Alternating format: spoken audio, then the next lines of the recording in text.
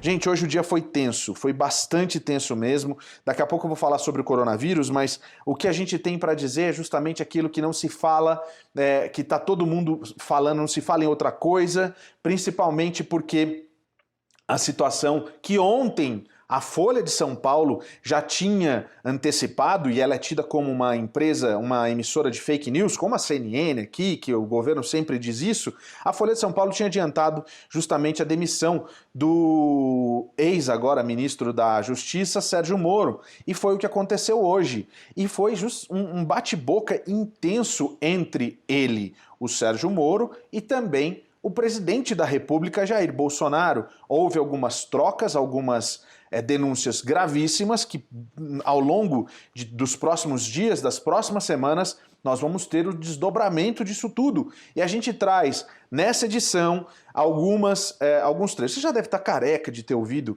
a respeito de tudo que aconteceu, os discursos. Nós não vamos exibir os discursos, os discursos são longuíssimos. Mas a gente fez uma coisa que eu acho que vale muito a pena, principalmente pelo seguinte.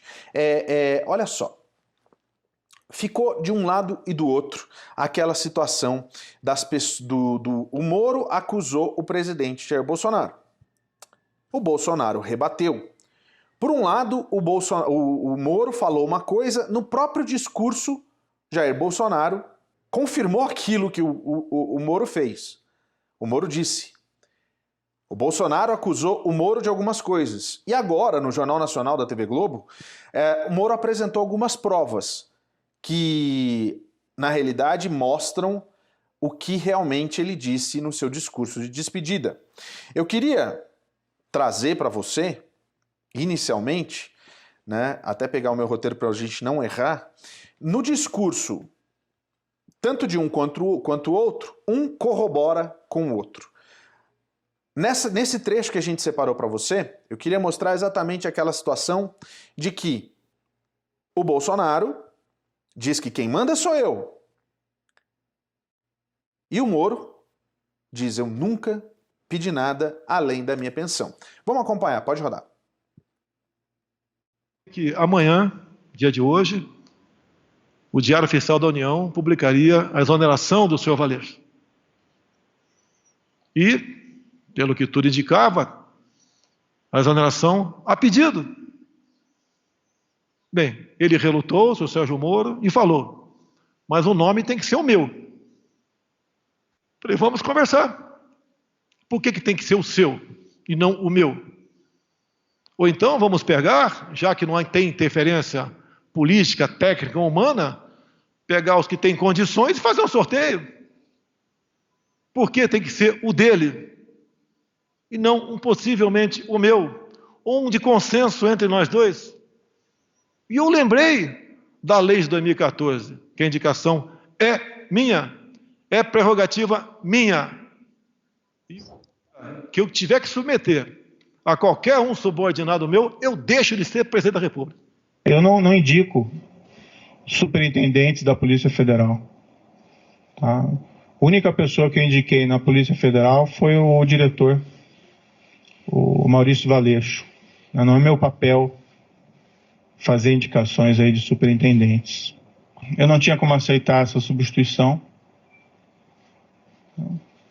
Há uma questão envolvida também da minha biografia como juiz, de respeito à lei, ao Estado de Direito, à impessoalidade, no trato das coisas com o governo, e eu vivenciei isso durante a Lava Jato. Seria ali um tiro da Lava Jato se houvesse substituição de delegados, superintendentes naquela ocasião. Então eu não me senti confortável.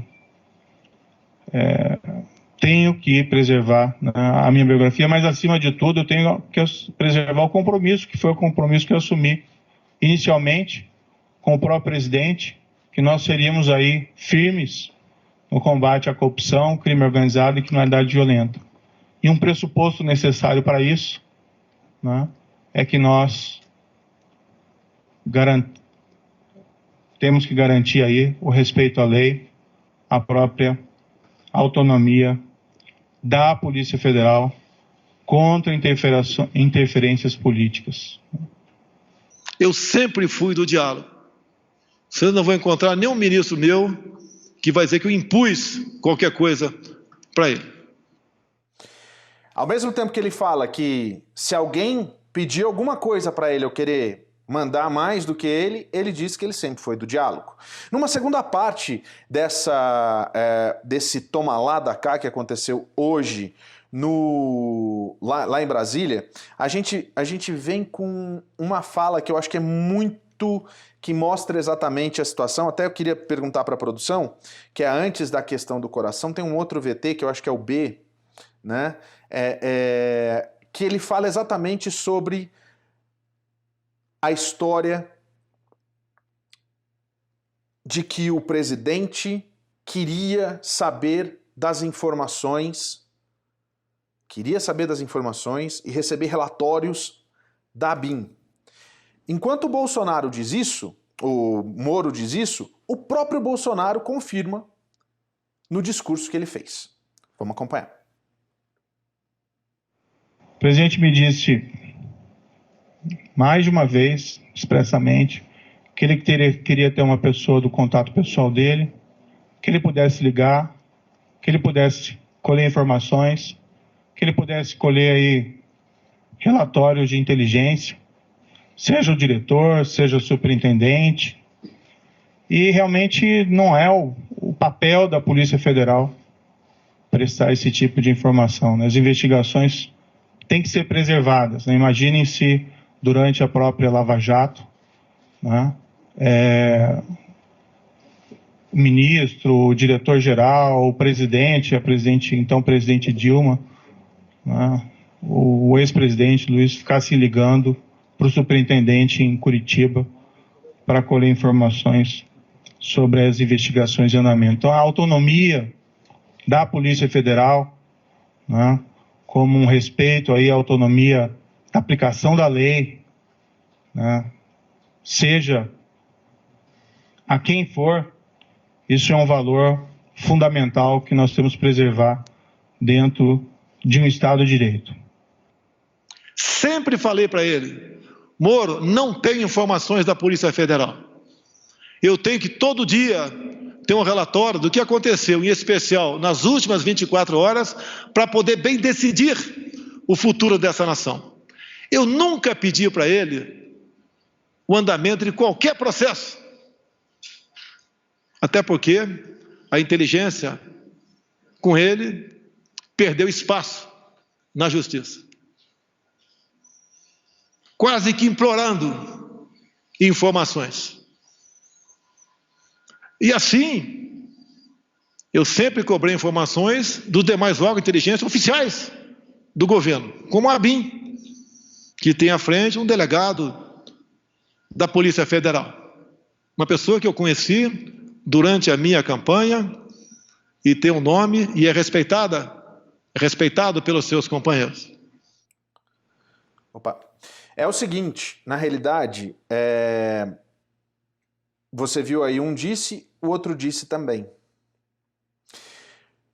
Durante os discursos, principalmente durante o discurso do presidente Jair Bolsonaro, ele se demonstrou bastante ressentido e disse que tinha no Moro um amigo, que ele sempre pôde abrir o coração dele, mas não sentia que isso era recíproco. Pode rodar. O presidente me disse mais de uma vez, expressamente, que ele queria ter uma pessoa do contato pessoal dele, que ele pudesse ligar, que ele pudesse colher informações, que ele pudesse colher aí relatórios de inteligência, seja o diretor, seja o superintendente. E realmente não é o papel da Polícia Federal prestar esse tipo de informação, né? As investigações têm que ser preservadas, né? Imaginem se durante a própria Lava Jato, né, o ministro, o diretor-geral, o presidente, então presidente Dilma, né, o ex-presidente Luiz ficasse ligando para o superintendente em Curitiba para colher informações sobre as investigações em andamento. Então, a autonomia da Polícia Federal, né, como um respeito aí à autonomia da aplicação da lei, né? Seja a quem for, isso é um valor fundamental que nós temos que preservar dentro de um Estado de Direito. Sempre falei para ele, Moro, não tem informações da Polícia Federal. Eu tenho que todo dia ter um relatório do que aconteceu, em especial nas últimas 24 horas, para poder bem decidir o futuro dessa nação. Eu nunca pedi para ele o andamento de qualquer processo. Até porque a inteligência, com ele, perdeu espaço na justiça.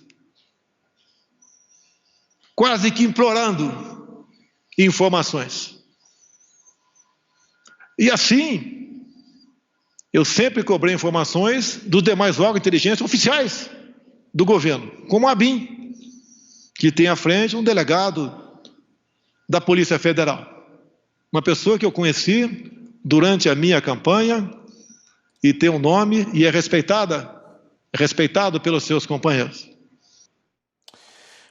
Olha só, na realidade a situação é, o toma lá da cá vai continuar. No final do seu discurso, o ministro, ex-ministro Sérgio Moro, resolveu falar a respeito de futuro e o que ele espera para a carreira dele. Vamos ouvir. Dizer que, independentemente de onde eu esteja, eu sempre vou estar à disposição do país para ajudar, o que quer que seja, se eu puder ajudar nesse período da pandemia com outras atitudes. Mas, enfim, sempre respeitando o mandamento do Ministério da Justiça e Segurança Pública nessa gestão, que é fazer a coisa certa sempre. Muito obrigado.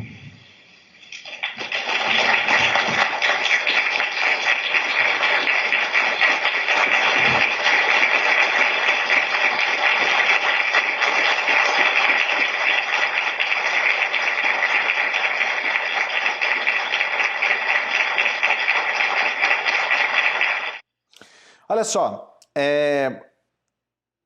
em cima dessa situação, e o bom jornalismo diz que é assim que deve ser, a gente aproveitou para colocar os dois lados, para mostrar, inclusive só de alguns trechos, a gente poderia ficar aqui praticamente 20, 30 minutos da edição falando disso, mas olha só, o que eu tenho que trazer para você agora é aquilo que o jornalismo da Globo acabou fazendo.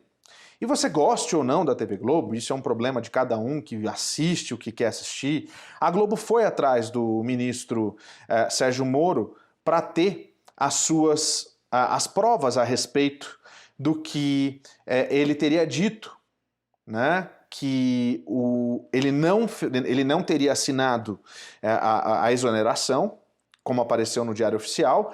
Essa exoneração foi republicada já sem assinatura do Sérgio Moro, o que corrobora a respeito disso. O próprio Sérgio Moro disse que conversou com o Valeixo falou com a imprensa e disse que recebeu uma ligação na casa dele, dizendo que uma pessoa do governo, que não foi o presidente Jair Bolsonaro, perguntando se tinha algum problema de se colocar na exoneração que foi a pedido. E ele falou assim, eu já fui demitido mesmo, para mim tanto faz.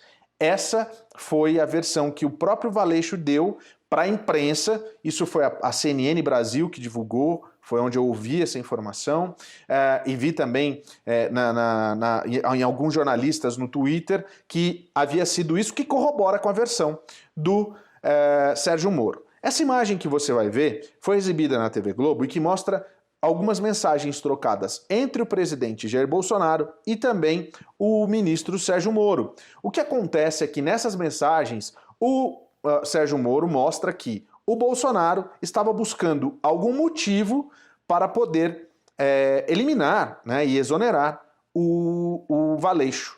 O que acontece é que o Moro não entendeu nenhum e nada desses motivos. Vamos dar uma olhada nessa primeira imagem? Essa primeira imagem, só para lembrar vocês, isso é uma imagem da TV Globo, lá do Brasil, tá?